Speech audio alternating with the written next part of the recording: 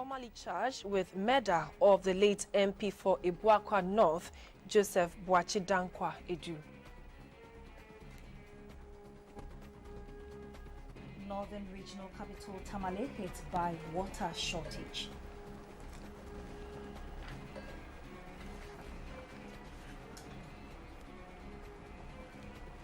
And former UN Secretary General Boutros Ghali dies at 93.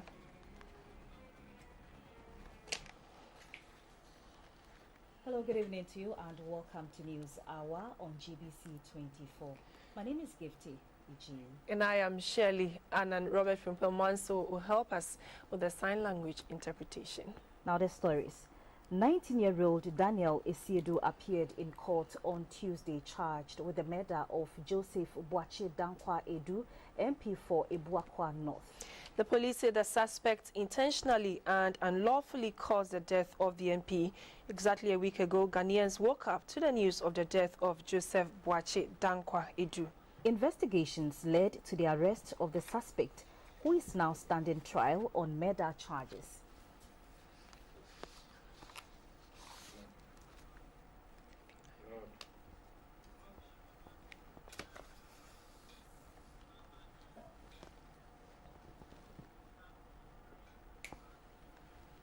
Now, Tamale, the northern regional capital, has been hit by water shortage in the last 2 weeks.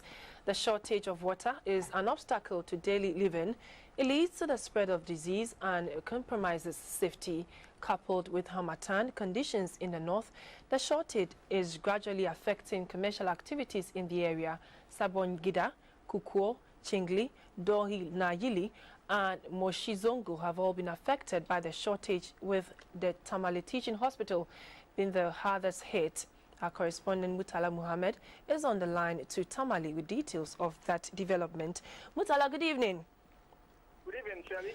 Now, what can you tell us about this water shortage in Tamale? Well, I must say that the water shortage hit Tamale over the last 1 week, but they've restored water to all these areas that you've mentioned now. There was a transformer that at the treatment plant in Dalong that broke down. As we speak, the Volta River Authority and the Ghana Water Company together worked on the transformer on Thursday, and they've restored water to these areas. Now, I'm told by the PRO of the Ghana Water Company that the metropolis has been undergoing water rationing for some time now. So these areas you mentioned that are not getting water, what it means is that during the period that water shortage hit the town, the transformer had a problem. It was their turn to have water, but they could not get. So as it goes now, they should be getting water between tomorrow and tomorrow next. It should be their turn to get water. The most difficult situation, however, has to do with the peri-urban areas of the Tamale metropolis. I just visited a community in Pamvu, in the Tamale South constituency, and the situation there is not good at all. I saw women and children fetching water in a dark house, and animals were also trying to scoop some water from these dark houses. I must say the dark house and ponds have all dried up as a result of the dry weather conditions that we are experiencing in the region. Mutala, that's how the residents are dealing with this situation. What about commercial activities? How has this shortage affected commercial activities? Well, as you know, Tamale is a typical traditional area where most market activities are undertaken by women. And what I'm told by these women is that it delays their going to the market to buy and sell. It also means that they have to leave the market earlier than usual. So it is obviously affecting their activities. And when the market women are not selling and buying, it obviously affects everyone else. People who are working in the civil service, the public service, have to go to work late because of the water shortage. They have to stay at home and get some water from their pipes. Others do have to go home early to be able to fetch water. Now, this afternoon, I spoke with the CEO of SADA, Mr. Jasabugui, and he's warning the nation that unless steps are taken to safeguard the Volta Basin, we are going to suffer as a nation severe drought in the near future. So he's asking that government take steps along the White Volta and the Black Volta Basin, as well as River Oti, and also to prevent galamsey operators in the Upper West and Upper East region from abusing the water sources. Now, if you go to Wa and parts of the northern region where galamsey operators are, you can hardly tell the difference between the White and Black Volta. The water bodies have been polluted. And Mr. Kaltabugri is saying that the economic fortunes of Ghana are tied to these water bodies. And if nothing is done now, he's afraid that the next generation will be suffering severe water conditions. Mutala, so how soon is the Ghana Water Company ready to fix this problem? Well, what I can say is that within the areas that the Ghana Water Company operates, where pipes are connected, they are enjoying water. Now, it has to do with peri-urban areas. Maybe what we should be looking at is to extend pipe-borne water to these areas. They are not connected at all. These are the small villages around Tamale and other parts of the northern region that are not connected. Yesterday, a colleague was in Sablugu, and he came back with this story where some people in Jepung, in the Sablugu municipality, claim that since the days of their ancestors, they have never tasted pipe-borne water. So these are the people who are suffering most now, and these are the areas that the Ghana Water Company, the small town water system, and other stakeholders should be looking at to give them potable drinking water. Now, I'm told that in Katale, on the eastern corridor, it's a similar story. Even though they have water, they are scooping from dugouts, from pumps, and some of the water in these areas are not treated. All right, thank you very much. We've been speaking to our correspondent in the northern region, Mutala Muhammad, who brought us up to speed on the shortage of water in the Tamale regional, northern regional capital, Tamale. Now, away from that story, the senior immigration officer on duty at the Kotoka International Airport on the day of the arrest of the 4 Yemenis charged with carrying fake passports on Tuesday gave his final evidence in court. Deputy Superintendent Mohammed Abdul Manan told the court further investigation revealed the 4 accused persons switched passports along their journey to Ghana. The Yemeni passports found in their luggage had departure stamps dated November 23 from Malaysia. The 4 Yemeni nationals have been charged for forgery of documents at the Accra Circuit Court 1, presided over by Justice Abuaji Tando. They were arrested at the Kotoka International Airport on the 24th of November last year for entering the country with fake French passports. The senior immigration officer on duty at the time the accused were arrested started giving his evidence to the court on Monday. Closing his case today, he revealed that a further investigation showed that the Yemeni passports found in the possession of the accused had Malaysia departure stamps in them.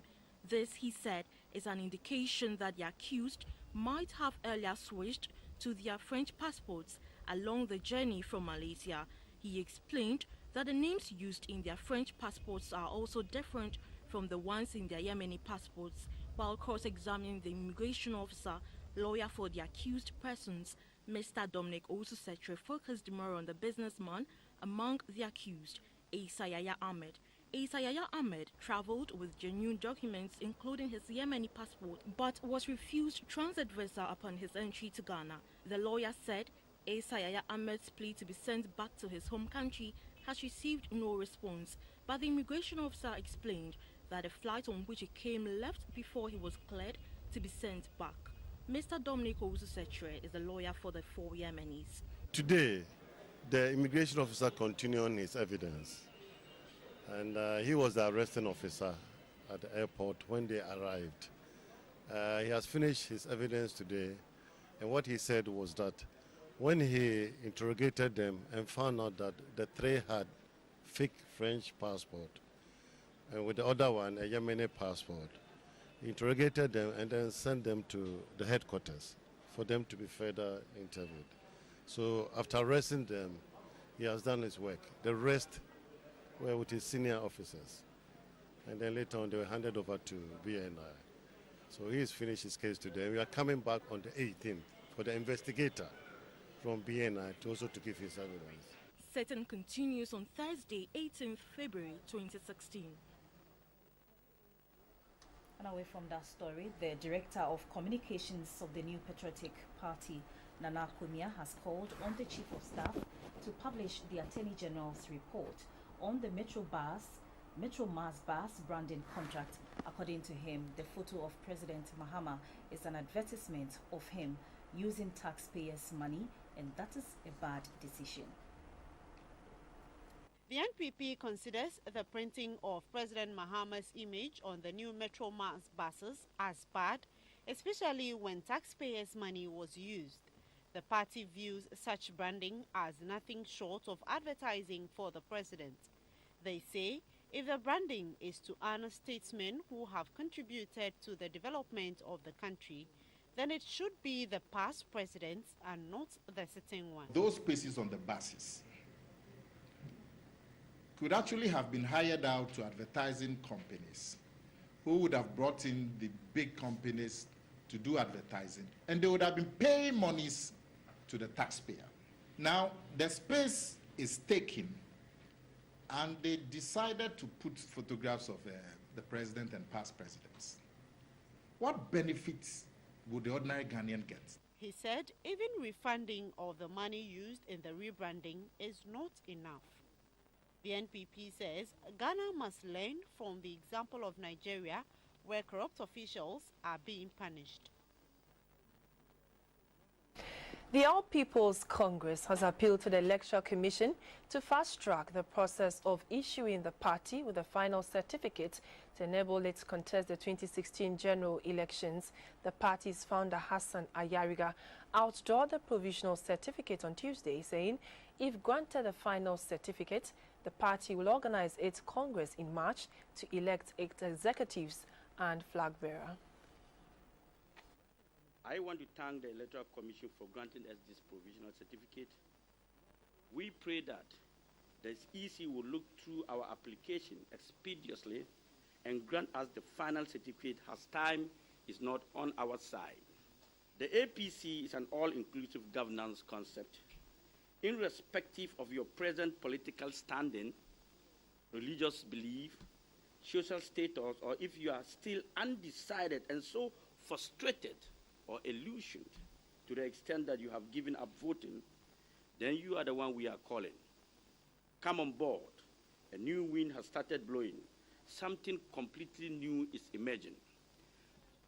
There is going to be a shake-up in the Ghanaian political space this time around, and we invite you to be part of history. The Ghana Immigration Service says it is working with its strategic partners to develop an integrated and workable approach towards the management of migration in the country. Migration, if not probably or properly handled, can lead to very bad results to the migrant himself and his country. It is to avert the bad effect and harness the benefit that the Immigration Service is taking such a step. The Acting Director of Immigration, Mr. Felix Sapon, made the statement at the opening of a Migration Information Center in Sunyani. The desire to seek greener pastures through traveling out of the country has always been on the agenda of some Ghanaians. Unfortunately, some of the Ghanaian migrants, including a great many from the Bono-Ahafo region, are needlessly losing their lives as they attempt to travel using irregular means. In spite of the problems associated with it, migration has the effect of bringing remittances to families or foreign direct investment to the migrants' country. The Ghana Integrated Migration Management Approach, GMA, was therefore created to contribute to government's efforts to manage migration effectively. The type of management approach is also expected to enhance the institutional capacities of the Ghana Immigration Service, GIS, to implement effective migration management measures and increase awareness for potential migrants on safe and legal migration. The European Union, through its 10th European Development Fund, is supporting the implementation of the Ghana Integrated Migration Management Approach project. As part of the project, a Migration Information Center has been established in the Bono-Ahafo region. I personally find the provision of this center to be very laudable and timely, since It is part of activities to promote safe migration in the region and nation as a whole. It also goes a long way to strengthen government's efforts to manage migration effectively through the establishment of an integrated migration management approach. Two Ghanaian returnees, Damwa Ernest and Kofi Stephen, were given audience by the gathering to share their awful experiences in their attempt to migrate illegally. In a related development, a second stakeholders meeting was held in Sunyani to discuss assessment findings and overview of the Integrated Migration Management Approach project. The Bunafu region recorded a total of 213 fire incidents in the first 6 weeks of this year, compared to 98 by the end of February last year. Bushfires and domestic fires accounted for over 75% of the total fire outbreaks. To check the spate of fire outbreaks in the region, the Regional Fire Command has intensified its sensitization program, beginning with market women in Sunyani. The fire incident unfortunately came with some fatalities during the period under review. 7 lives were lost, while 30 people sustained various degrees of injury. Properties worth about 3 million Ghana cedis were also destroyed by the raging fires. The awareness program to combat rampant fire outbreaks in the region began with a procession where fire personnel from the regional command paraded the major streets of the regional capital with placards bearing fire safety messages advising the public on the causes of fire outbreaks. Also, the command showcased some of its vital equipment, including fire tenders, indicating their readiness to respond to emergencies. At the Bosuma market, the personnel took turns to educate the traders on fire safety. The regional fire commander, ACFO Tony Gomez, threw more light on the need for regular fire safety awareness, saying, "Stopping the fires is a shared responsibility." This will serve as a launching pad for a series of educational programs targeting schools, churches, corporate institutions, government agencies, markets, and other classes of people across the length and breadth of the region. Incidents. We propose to target all these places, organize some safety audits on some causes of fire and measures in preventing them. Some of the traders spoke to GBC24 on lessons learned from the program. They unanimously called for regular awareness creation on fire safety to keep them abreast of precautionary measures. And that was the local news. Coming up is business. Stay with us.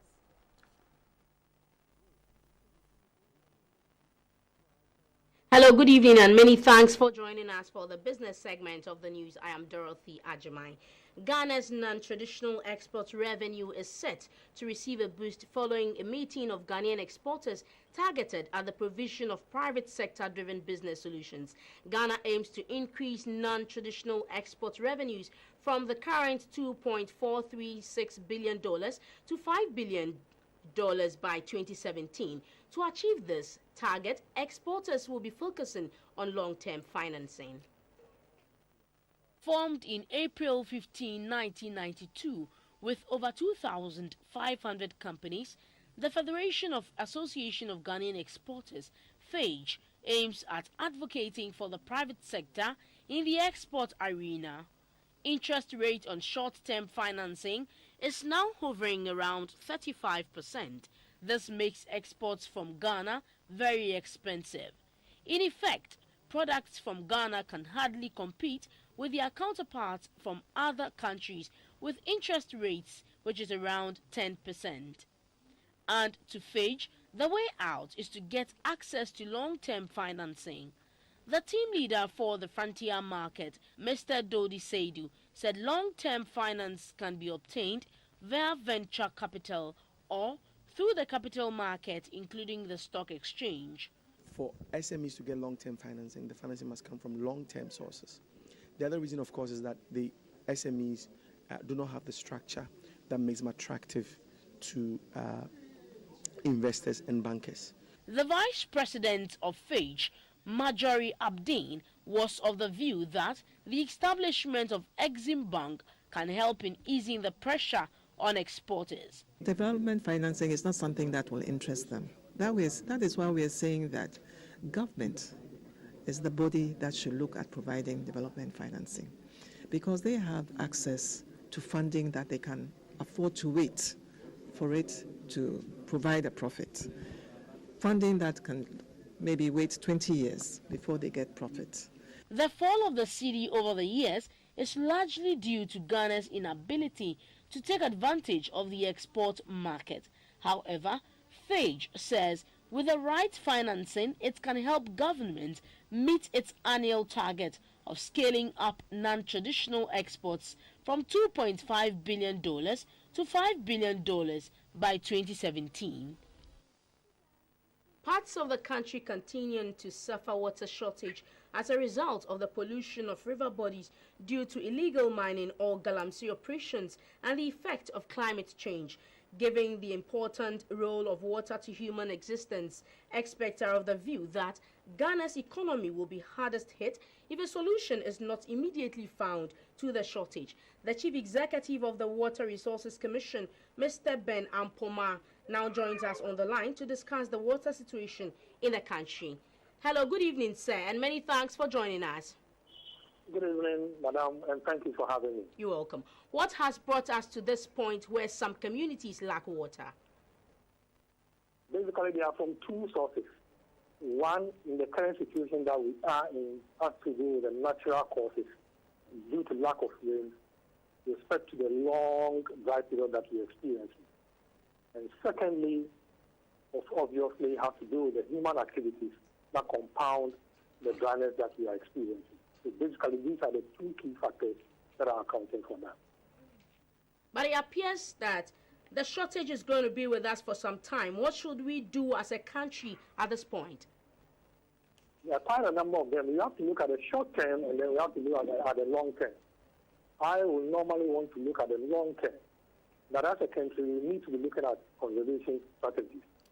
For one, if we have a natural consequence, natural causes, that you cannot do anything about, how do you adapt to that? And that has to do with coming out with conservation facilities to be able to store water during the wet season when you have too much water, and then use them during the dry period. Such facilities including, building of appropriate dams and structures, and also going for groundwater. And then, of course, the second one has to do with how we can continuously educate people to be aware of the consequences of their actions toward the degradation of our river body. Right. Right. And looking at the long term, as you said, what is likely to be the impact of the shortage on our health and economic activities? Varies. In terms of economic activities, obviously, if people don't get water, especially those that water is a key input in terms of production. For instance, if you take Ghana Water Company is a business, so that will obviously affect them. If you have water as your key input, it will definitely affect you. Be it mining, be it industry, be it the production of water for bottling, whatever, it will affect. The second one has to do with productivity in terms of health. Okay, because if people are not getting the right water, they may be forced to go in for unhealthy or untreated water, and that also has its consequences. And then, of course, we can even look at education, productivity. Students not getting water, because I understand some students are facing this particular problem. Our school children not be able to go to school in time.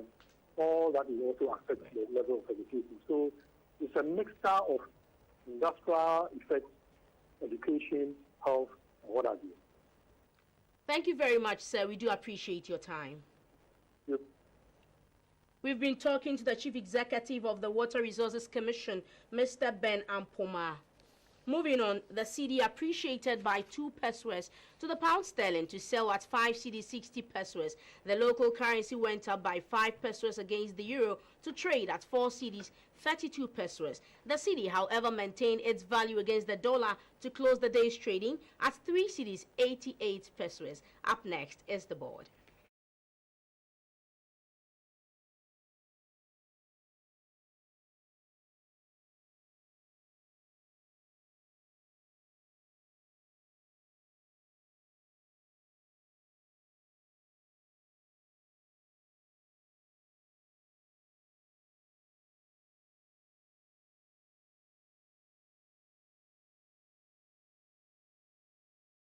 The price of light crude went up by 23 cents to sell at $29.67 per barrel. Gold, on the other hand, dropped in price to trade at $1,217.40.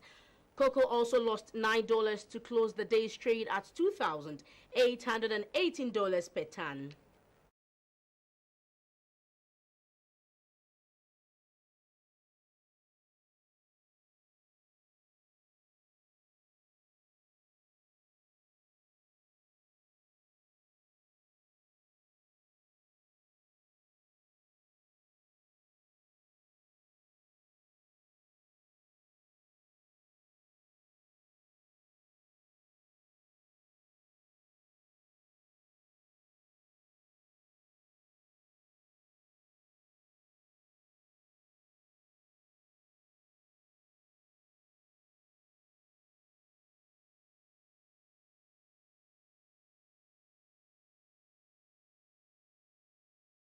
This segment was brought to you by Airtel, SIC, and Ernest Chemist. We have more news ahead. Please do stay. Hydrocephalus, also known as ASRAM in Akan, is the accumulation of excess cerebrospinal fluid which is produced by tissues lining the ventricles of the brain. Health experts say the defect, which occurs during pregnancy, can be corrected through surgery. This is Christy Senape, a 2-year-old girl suffering from hydrocephalus, popularly known as ASRAM by the Akans. According to Christy's mother, she gave birth to her daughter at home, and the next day, she realized that her skull was softening. She therefore took her to a hospital in the Volta region, after which she was transferred to the Kolebu Teaching Hospital for surgery. 4-month-old little Abuaje is also suffering from hydrocephalus. Due to his condition, Kwabena is unable to sleep at night and cries uncontrollably. He has also been transferred from the St. Dominic's Hospital in Akwetia to the Kolebu Teaching Hospital for surgical operation. Hydrocephalus is the buildup of fluid in the ventricles deep within the brain. It is caused by an imbalance in the amount of cerebrospinal fluid produced and how much is absorbed into the bloodstream. Although hydrocephalus can occur at any age, it is more common among infants and older infants. In most cases, hydrocephalus starts before a baby is born. It is caused by a birth defect in which the spinal column remains open, a genetic abnormality, or certain infections that occur during pregnancy. The condition can also occur due to bleeding in the brain during or shortly after delivery and head trauma. Early signs of hydrocephalus in infants include vomiting, poor feeding, excessive sleepiness, among others. A senior medical officer at the Adabraka Polyclinic, Dr. Dennis Bote, said adults are also at risk of the defect. The acquired ones can occur in adults. Somebody is normal, he didn't have hydrocephalus as a child, but then grows up, gets some meningitis, which was treated or wasn't well treated, and as a result of the healing of the meninges of the brain, it could end up closing certain spaces so that the flow is impaired. Somebody can have hypertension that can lead to maybe strokes and or bleeding into the brain. So, right, hemorrhages into the brain can lead to the person getting hydrocephalus. He also highlighted some modes of prevention and cautioned pregnant women to seek proper medical care and attention. Every pregnant woman should still take their antenatal seriously and do your scans as regularly as possible. At least 3 scans during the pregnancy can detect anything wrong if possible. So that either you psychologically prepare yourself for it, or if there's anything that can be done, it will be done. Dr. Bote says hydrocephalus can cause permanent brain damage. However, it is necessary to recognize the symptoms early for immediate medical attention. The World Health Organization has backed trials of genetically modified mosquitoes that could be used in the fight against the Zika virus. The WHO also said sterile irradiated male mosquitoes could also be released to mate with wild females. However, environmentalists have warned over the possible consequences of whipping out an entire species. Zika has been linked to microcephaly in babies. In a statement, the WHO said it was encouraging affected countries to boost the use of both old and new approaches to mosquito control as the immediate line of defense.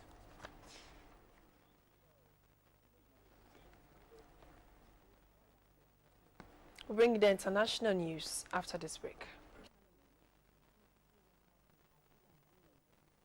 Welcome back. The former UN Secretary General Boutros Ghali has died, aged 93. He died at a Cairo hospital on Tuesday after reportedly being admitted with a broken pelvis. His death was confirmed by Rafael Ramirez, the Venezuelan ambassador to the UN and current president of the UN Security Council. As an Egyptian, Mr. Boutros Ghali was the first Arab to serve as UN chief. He took office in 1992 at a time of increasing influence for the world body following its decisive role in the Gulf War. He served one 5-year term. The 15-member Security Council observed a minute's silence after the announcement, which was made at the start of a session on Yemen's humanitarian crisis.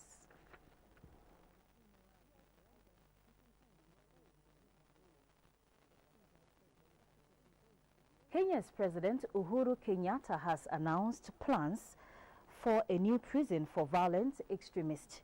He says the facility will prevent offenders from spreading their extremism. Currently, only death row inmates are kept in separate prison blocks from the rest of the convicts. The country's correctional facilities have previously been described as inhumane, with some heavily congested.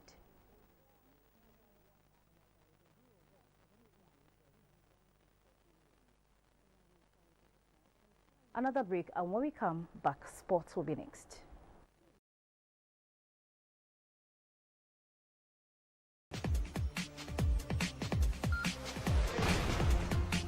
Talk Sports, I'm Theophilus Sampa. Lionel Messi and teammate Luis Suarez made the headlines over the weekend after crafting a witty two-man penalty in Barcelona's 6-1 rout over Celta Vigo. This piece of brilliance has made headlines and people are still talking about it. And here in Accra we have Ace commentator Mr. Kobna Ibua on the line to give us an insight into this particular development. Good evening, writer. Writer, if you can hear me, good evening. Hi, good evening to you. Well, I believe you really saw what happened in Spain when the two guys, that's Messi and Suarez, made that two-man penalty. The debate is still going on. I just want to know, is this new? If yes, give us an insight into it, and if no, how did it become? Well, first of all, this is not the first time. We've had a number of times where we've seen such penalty kicks, except it doesn't normally happen. I think the most talked about had to do with between Thierry Henry and Robert Pires in 2005 when Arsenal played against Manchester City. You know, Pires had scored from normal penalty kick the first time. The second time, he tried to pass the ball to Thierry Henry in a botched attempt. David James was in the post. It didn't work out. Pires tried the ball twice, and it ended up receiving a free kick. But a few months later, there was a charity game in Chicago organized by Lionel Messi himself. That was Lionel Messi and the friends against the rest of the world. And this time around, Thierry Henry, eager to get it right, also passed the ball from the penalty spot to Florent Malouda, the Frenchman, who scored perfectly from that point. But let me just educate fans a bit. The original one was in 1982 from Johan Cruyff. You know, remember very well when he squared the ball to Jesper Olsen, okay, who drew the goalkeeper. Now, Olsen did not even score. After drawing the goalkeeper, he passed the ball back to Cruyff, who just tapped in. So it can go on and on and on. And then also in Korea, if you remember the game between Jeonbuk Motors and Pohang Steelers, again, a gentleman called Leonardo passed to Kale to score from that kick. And in Africa, we've seen Etoile du Sahel also do it. So this is very legal. Now, what the penalty rule says that the ball must not be passed sideways. It must not be passed backwards. The ball must roll forward. Your attacker can hit it. Now, all players must be outside the penalty box. So if two players can condone and plan effectively to pass from the sport kick, it is very, very legal. But as I indicated, you don't often see these things, but it is legal. And for most players who have planned and have decided on that, this is very, very, very legal. Again, let me quickly say that the point must be established that Lionel Messi is regarded the best footballer in the world. But more importantly, it's not about his credentials I'm talking about. The fact that these players also know the rules of the game. So it's important for our players to be abreast with the rules of the game. Messi clearly knew the rule and decided to do it. And so it is very, very legal, and I'm very, very delighted. I'm sure that a number of players will take a cue from that. But let me say that it is not all the time that these things work out. You can see, as you show on your screen, a typical example of that. So it is very, very legal, and it's simply extraordinary. Okay, right, so before I let you go, are referees in Ghana really abreast with the rules that a player should happen to do this when the league starts? Oh, Theo, that's a good question. And let me say, in fairness to our referees, they know these rules very, very well. I'll tell you what, a referees instructor, Boateng, as far back as 1984, during a meeting of the Sports Writers Association of Ghana at our clubhouse, SWAG, at Dansuman, was the first time he took sports writers through this rule, as far back as 1984. So I can tell you clearly that I know that most of our referees, of course, once you come out as a qualified referee, you go through all, these rules and regulations. So our referees, I tell you what, are very abreast with the rules. My only difficulty, my suspicion, sneaking suspicion, is that I doubt whether most of our footballers are abreast with this particular rule. I'm sure if they were, a number of them would try and execute it. Because it looks simpler when you do that, isn't it? Especially if you plan well. And you can see, not only is the player we kick the ball to has the right to score, but he can even get it back to you once the ball rolls forward. If it's backwards or sideways, it is illegal, and the referee will take an infringement against you. Now, this is the post-Pires incident I was talking about earlier. He got it completely wrong. And Thierry Henry told journalists later on that the idea was from Robert Pires, but he got it entirely wrong. And you can see Lionel Messi and Suarez executed perfectly. Now, the good thing also about Lionel Messi is the fact that he's a very selfless character, isn't he? He could have scored the goal himself, but decided that because Suarez had hit his brace and wanted a hat-trick from him, he selflessly squared the ball to Suarez, who did justice to that. So you can talk the whole day. We're talking about penalties, but you can talk the whole day about the petit god of world football, Lionel Messi. Thank you very much, right? We'll meet at the other side. I appreciate it. And let's move on. 3 Ghanaian baseball players have been handed a 3-month trial to develop their skills in Japan as part of efforts to promote the sport in Ghana. The trial is expected to boost the development of the sport in Ghana. Baseball in Ghana has come a long way since its formation in 1993. In April 2014, the Ghana Baseball and Softball Association had a modern baseball field constructed for them at the Laboni Senior High School by the Japan Embassy. Today, the national baseball team, nicknamed the Rising Star, is the 3rd best team in Africa and the 47th ranked men's baseball team in the IBAF World Rankings. For the first time, 3 young players have been selected to have trials in Japan. And they are 18-year-old Michael Aklesi, based in the Volta region, 17-year-old Henry Nikwe from Accra, and Lawrence Che, a 16-year-old from Kwewu in the Eastern region. The president of the Ghana Baseball and Softball Association, Mr. Albert Frimpong, says the development shows that baseball is alive in Ghana. 3 players will be going to Japan this year to go and live in Japan for 4 months, train, play very well. If they're able to get to that standard, 1 or 2 of them will become professionals. And at the same time, in June, I'll be going to South Africa soon to finalize arrangements I'm trying to make for some of our senior boys to go and play in South Africa. If all goes well, the same June, some good senior boys will also start playing semi-professional in South Africa. The 3 will be accompanied by Coach Courage Akuaku. Before I check out from the studio, as part of efforts to popularize beach soccer in the country, the association has held a media interaction in Accra.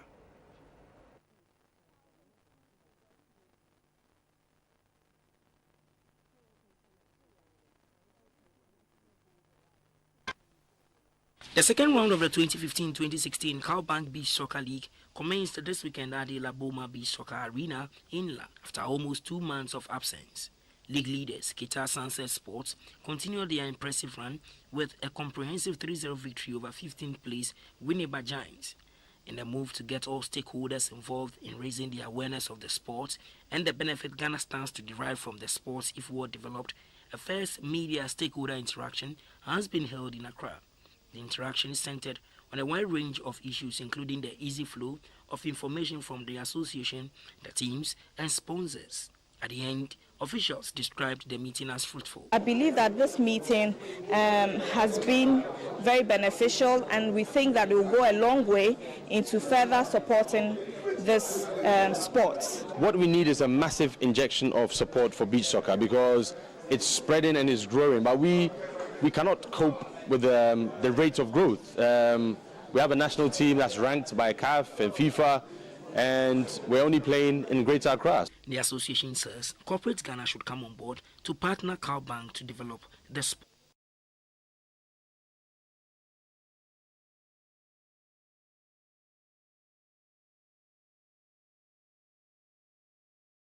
Hello, good evening. Time for some arts news. My name is Valerie Danso. In celebrating the works of people with color in a Black History Month, today's spotlight is on one of Ghana's legendary musicians, Kakeku. The latest addition to the music industry is Ballo. Ballo is an Afro-pop musician who says he's making music for the ladies. Ballo was a guest on our showbiz segment here on GBC24. GBC24 and GTV expect us at 10:30 with news tonight.